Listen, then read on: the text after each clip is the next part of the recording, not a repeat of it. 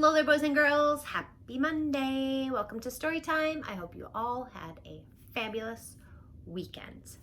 Guys, unfortunately, Fluffy is not going to be able to make it today. I tried calling him straight to voicemail, so I don't know where he is, but let's just delve right into our books and then hopefully he will be back next time. Oh, hi.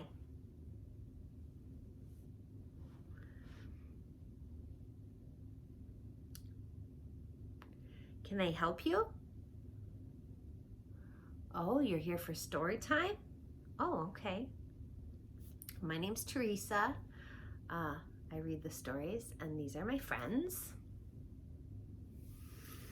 Nice to meet you. Yeah, so I guess we'll read some stories, and you can kind of hang out. All right. Let me go get some stories.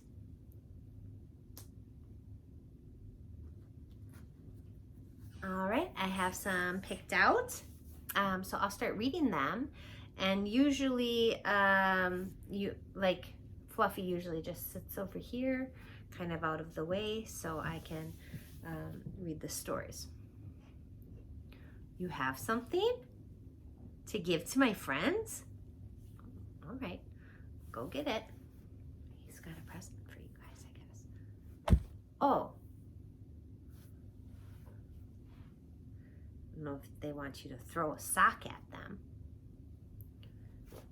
What? Wait a minute. Oh my goodness. I'm beginning to think you're not Mr. Sock Guy after all. Oh my. Oh. Oh dear. Do you want a little help? Ugh, there you go. Oh, I don't know if you need to throw the socks. Oh boy. Oh gosh. Do you want a little help with that sock? It's kind of wet. Okay, I got it. Whew. All right. Why don't you just fold this sock and put it back in? Okay. Well, he threw it right on top of our friends. Thank you. Fluffy, I was a little suspicious that you weren't really Sock Guy. Do I think you fooled them? I don't know. Maybe. Yep, I don't know, but that was a funny trick. Yeah. Anyways, we're glad that we saw you after all today, Fluffy. And now I'm going to read us our stories. All right, so you take a listen too, and you can later, you and I can brainstorm some other silly tricks to play on these guys. Okay? All right. Time for stories. Let's see. Let's start with Max Cleans Up. Another Max and Ruby book.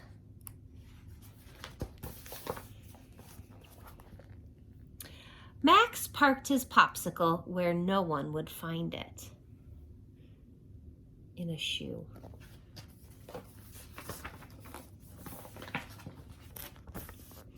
Then he pushed the up and over button on his brand new Power City Rock Crusher dump truck. Max, said Max's sister Ruby, it is time to clean up.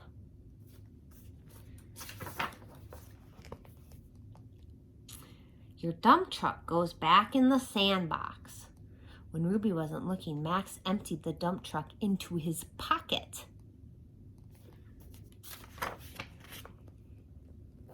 Just then, Ruby stepped on something sticky. It was a tube of miracle bubbles. Into the rubbish, Max, said Ruby. That's another word for garbage.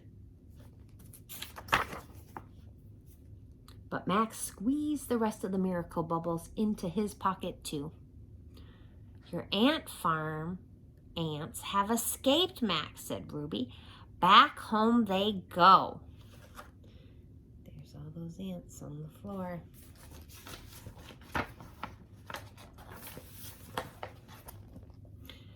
But Max let the ants run into his pocket instead of into the ant farm. Max, said Ruby, something's in your underwear drawer that should not be there. What is it, guys? An Easter egg. That Easter egg is from last year, Max. Into the trash bucket it goes. But Max stuffed the egg into his pocket. What is oozing out from under your closet door, Max? Asked Ruby. Max knew Ruby would find a reason to throw out his popsicle. She might even throw out his quack quack duck. They both fit just right in his pocket. Max, said Ruby, your pillow is in your toy chest and your toys are in your bed. Max rescued his very favorite piece of gum on a string from the bottom of his bug box. Spit it out, Max, said Ruby.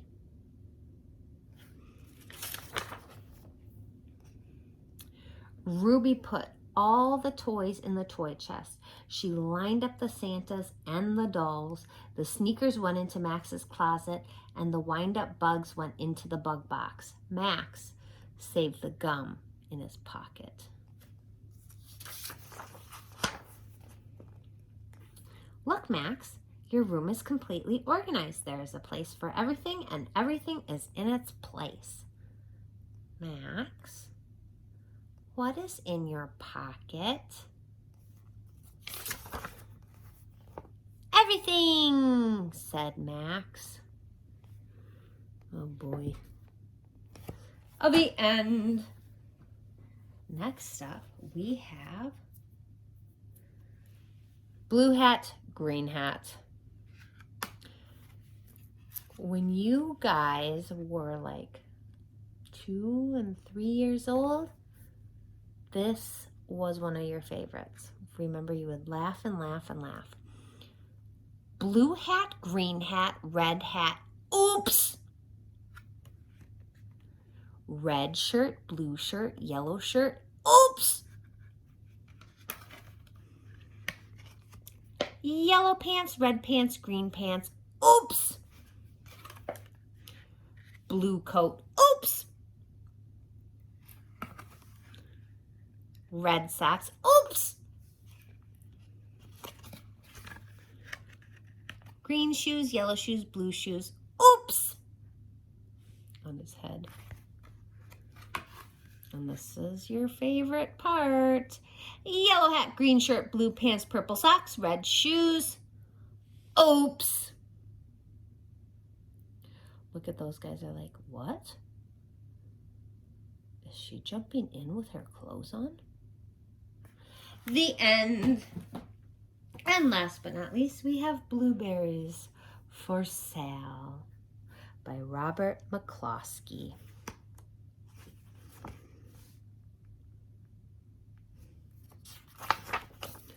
Blueberries for Sale. Blueberries for Sale. A lot of title pages.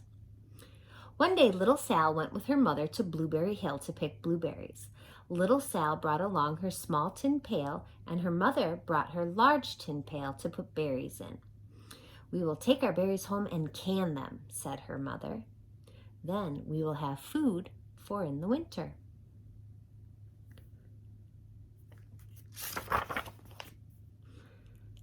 Little Sal picked 3 berries and dropped them in her little tin pail.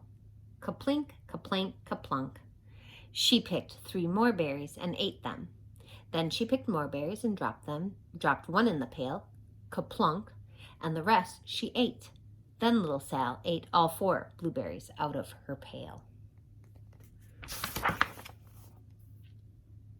Her mother walked slowly through the bushes, picking blueberries as she went and putting them in her pail.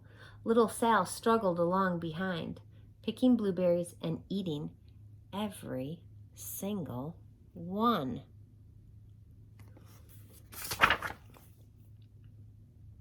Little Sal hurried ahead and dropped a blueberry in her mother's pail.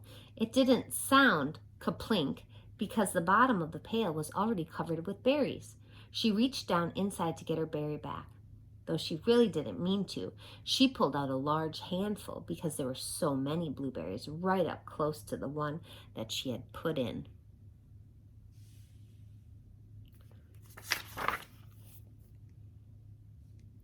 Her mother stopped picking and said, "Now, Sal, you run along and pick your own berries. Mother wants to take her berries home and can them for next winter."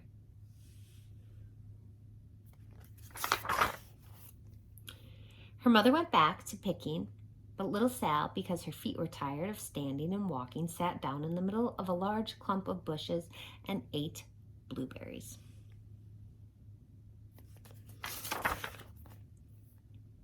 On the other side of Blueberry Hill, Little Bear came with his mother to eat blueberries. "Little Bear," she said, "eat lots of berries and grow big and fat. We must store up food for the long, cold winter."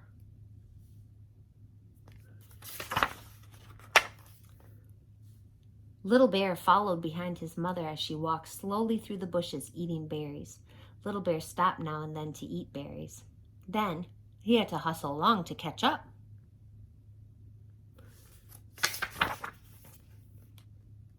Because his feet were tired of hustling, he picked out a large clump of bushes and sat down right in the middle and ate blueberries. Over on the other side of the hill, Little Sal ate all the berries she could reach from where she was sitting. So then she started out to find her mother.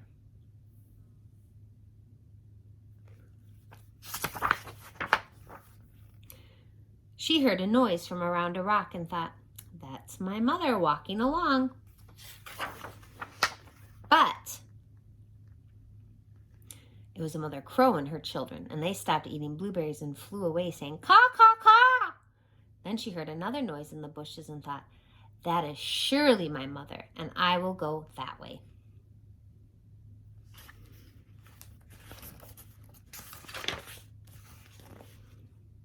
But it was Little Bear's mother instead. She was tramping along, eating berries and thinking about storing up food for the winter. Little Sal tramped along right behind. By this time, Little Bear had eaten all the berries he could reach without moving from his clump of bushes. Then he hustled off to catch up with his mother. He hunted and hunted, but his mother was nowhere to be seen. He heard a noise from over a stump and thought, "That is my mother walking along."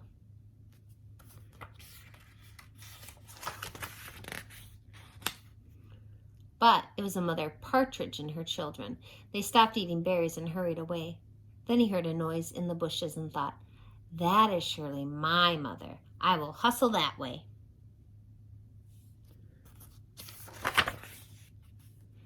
But it was Little Sal's mother instead. She was walking along picking berries and thinking about canning them for next winter.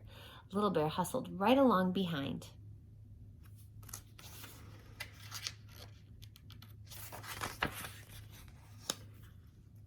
Little Bear and Little Sal's mother and Little Sal and Little Bear's mother were all mixed up with each other among the blueberries on Blueberry Hill.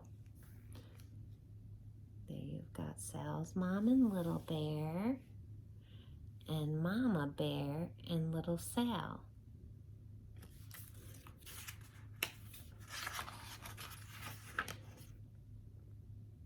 Over here and over here, way over there.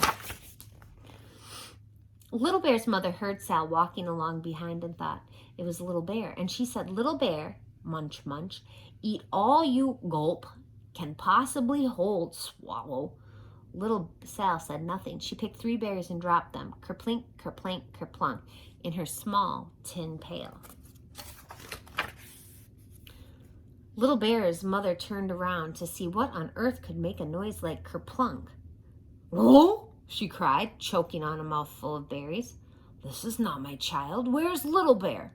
She took one good look and backed away. She was old enough to be shy of people, even a very small person like Little Sal. Then she turned around and walked off very fast to hunt for Little Bear.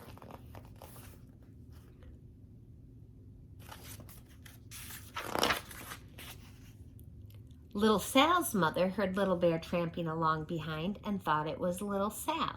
She kept right on picking and thinking about canning blueberries for next winter. Little Bear padded up and peeked into her pail. Of course, he only wanted to taste a few of what was inside, but there were so many and they were so close together that he tasted a tremendous mouthful by mistake. "Now, Sal," said Little Sal's mother without turning around, "you run along and pick your own berries. Mother wants to can these for next winter." Little Bear tasted another tremendous mouthful and almost spilled the entire pail of blueberries.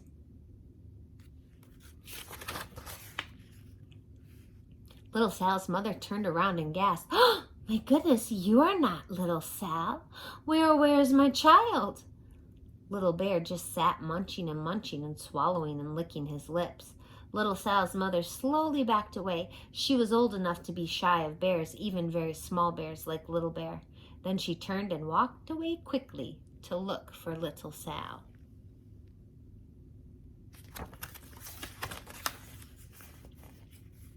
She hadn't gone far before she heard a kaplink, kaplank, kaplunk.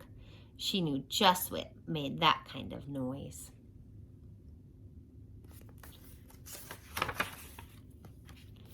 Little Bear's mother had not hunted very long before she heard a hustling sound that stopped now and then to munch and swallow. She knew just what made that kind of noise. Little Bear and his mother went home down one side of Blueberry Hill, eating blueberries all the way and full of food stored up for next winter. And Little Sal and her mother went down the other side of Blueberry Hill, picking berries all the way, and drove home with food to can for next winter, a whole pail of blueberries, and 3 more besides.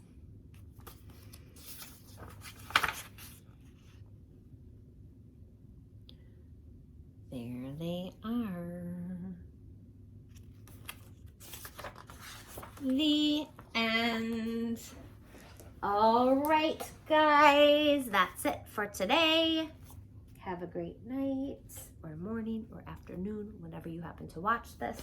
And I will hopefully probably be back tomorrow, but realistically, I might start doing story time 3 or 4 days a week. My goal was always 5, but I might have to drop that because man, life is busy now that I am back at work part-time. Okay, so I will probably see you tomorrow. Mwah, mwah, mwah. I love you, miss you. Talk to you later. Bye.